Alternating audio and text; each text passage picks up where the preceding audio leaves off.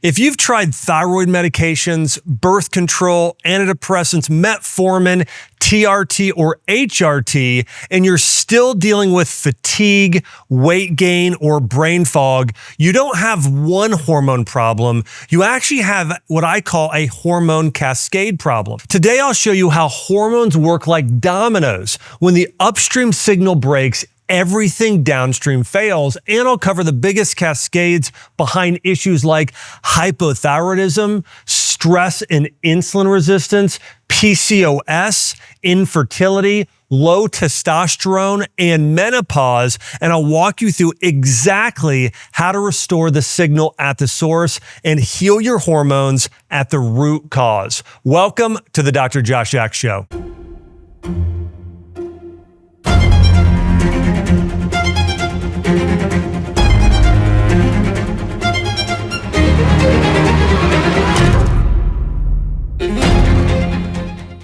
So I can't tell you how many patients I've seen over the years, and they've told me, Dr. Axe, I've tried thyroid medications, I've tried hormone creams, birth control, even insulin, but nothing is working for me.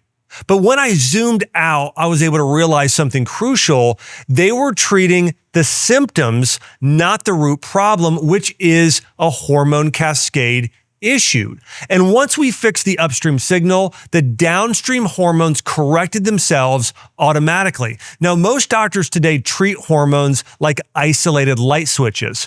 One hormone is on or one is off, and they try to fix it in isolation, but hormones don't work independently. They work in sequences. They work synergistically together. Think of hormones like a domino chain or a waterfall. One signal triggers the next and the next and the next, and this happens over time. Now, I want to give you an example of how this happens, and I'm going to walk you through exactly how you can heal the root causes of, as I mentioned, PCOS, low testosterone, insulin resistance, hypothyroidism, and menopause with this strategy. But an example of this would be with the endocrine cascade. You know, one of the things that happens so often when people eat foods that can imbalance blood sugar, and it could be not just sugar, processed carbohydrates, it could be even certain types of dairy.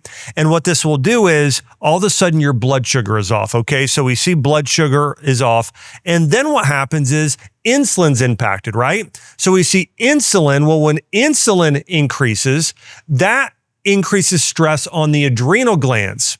So then the adrenal glands start impacting your pituitary gland, and this is where you're releasing cortisol and stress hormones, and then your thyroid is impacted, and then your sex hormones like estrogen and testosterone, then those are impacted. And we see that there are different initial dominoes that will kick off hormone imbalance. And if the first domino falls the wrong way or the water source is disrupted upstream, everything downstream is then impacted. Even those glands themselves that are perfectly healthy, those are impacted. And that's why fixing one hormone number often doesn't fix how you feel, because the original signal never got restored. I can tell you from taking care of thousands and thousands of patients with hypothyroidism.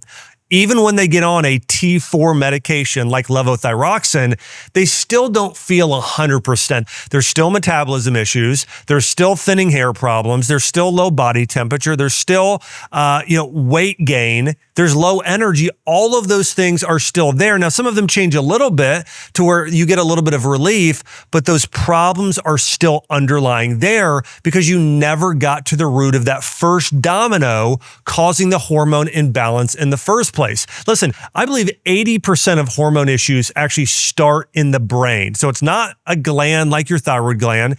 It is in the brain, and treating a final hormone like T4 or estrogen or insulin often misses the root problem and doesn't put an end to the symptoms for good.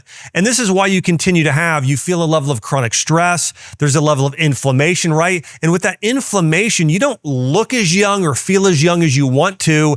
And that's the key, is if we can start to fix things at the root, you will feel younger. You will look younger. Your hormones will balance out, right? And these are examples of hormone cascade issues, because it's not just one hormone, it's many hormones that are impacting each other. So let's dive into the thyroid cascade. Now, here's a common scenario. Someone is exhausted, gaining weight, and just generally struggling, feeling overwhelmed, and they finally go to their doctor and get told, your thyroid is low, okay? So they're prescribed a thyroid medication.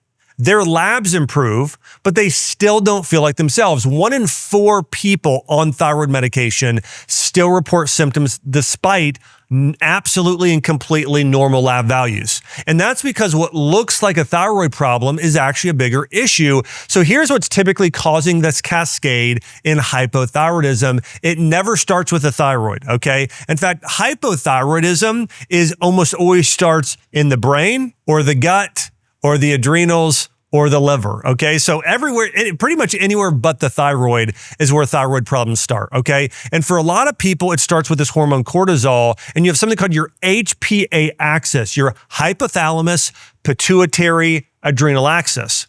And so your pituitary is impacted, and this is really where TSH, right, is released.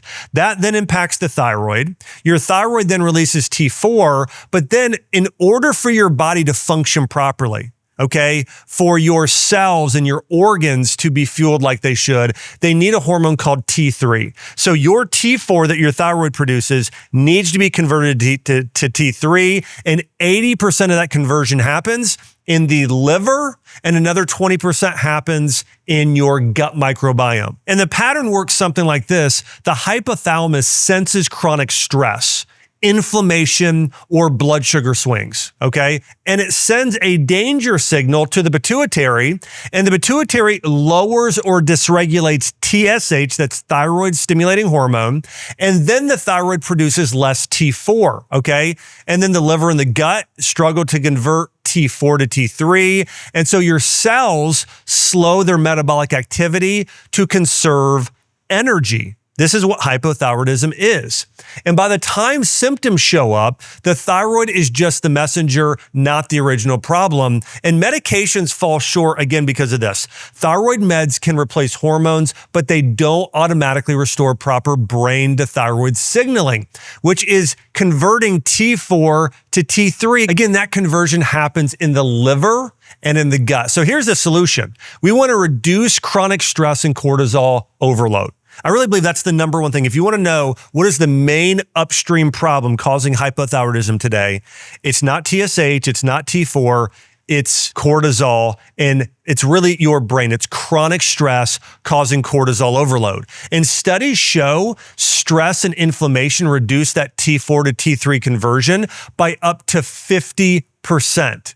Even when TSH is normal. And I've done episodes on how to reduce stress in the past. We'll link them in the show notes. And here's some things you need to do to stop the stress on the thyroid. Now, let me say this. The thyroid is, of course, involved, and you do want to support thyroid health, and you do want to support the body in some very specific ways that then impact the thyroid. And let me walk you through how this works. So one of the first things you want to do to kind of lower cortisol, but also balance out insulin and support liver and gut health, is you want to consume a diet that's higher in protein and fiber and healthy fats, but you do want to get some carbs. The carbs that tend to be the best for the thyroid, according to Chinese medicine specifically, are berries and pomegranates, so really dark fruit.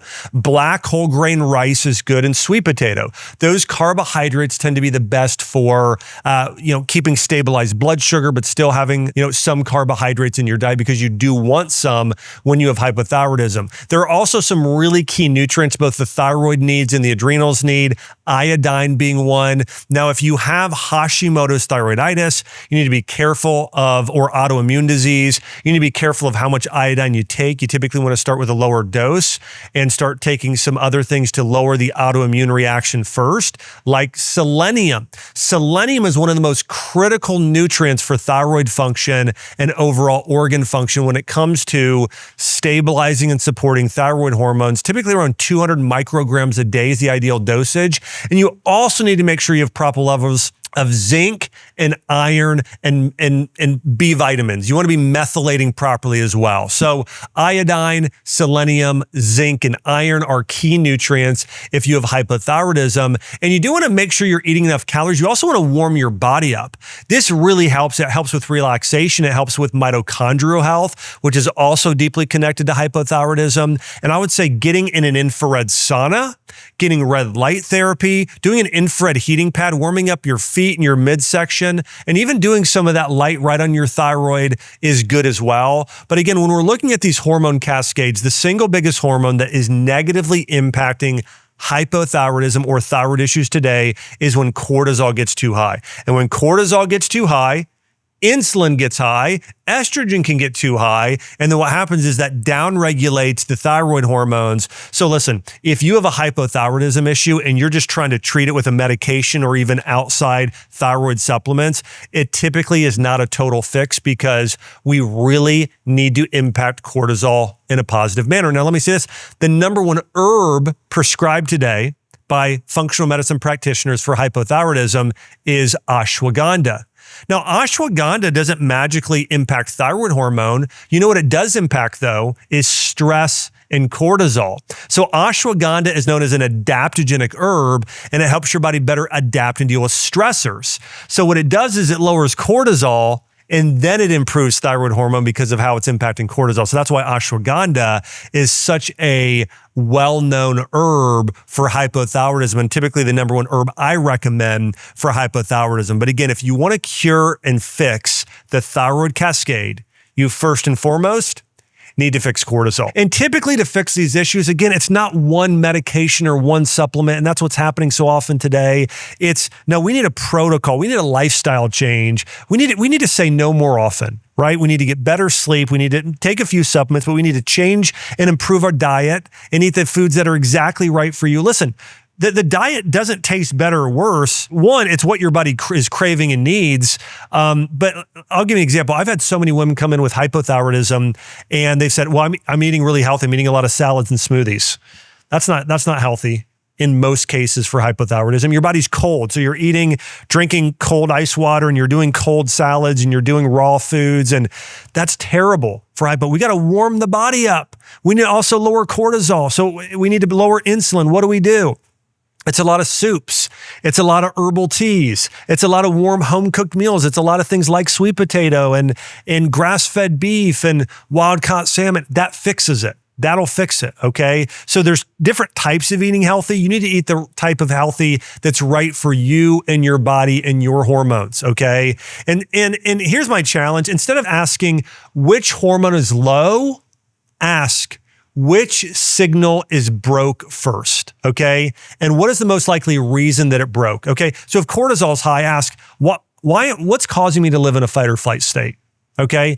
Is it stress at work? Is it I've said yes to everything? Is it I have no free time in my day? And then figure out how to solve that problem. That's how you'll start to see real results, okay, in that way. And listen, sometimes it's coming from multiple angles. Sometimes if your diet's poor, that's an insulin issue. And then you have high cortisol. That's another issue. So you have both those issues. So sometimes there's a couple pathways that are impacting you. You need to say, well, I need to fix this issue and this one, and then your hormones will come back into balance. But if you want to heal your hormones, you have to start with that first domino, okay? So it's lowering cortisol, it's improving insulin, and it's getting to bed earlier. It's having some more time to yourself. It's more protein and fiber at every meal. It's taking one or two supplements that are the ones that are the needle movers for you, walking in nature, spending more time, reading and personal growth and spiritual growth, prayer. Those things will start to get to the root of your hormonal issues, and you can finally address your hormones at the root cause.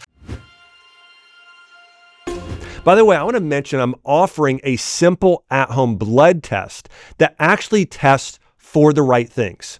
Targeted biomarkers, including hormones, thyroid, and metabolism, plus a full hour with one of my senior health advisors to help you understand your results. So if you are interested in learning more about the blood work and getting testing done that's very cost effective to understand the root of your issues, you can go to mybloodwork.com. That's mybloodwork.com and get testing.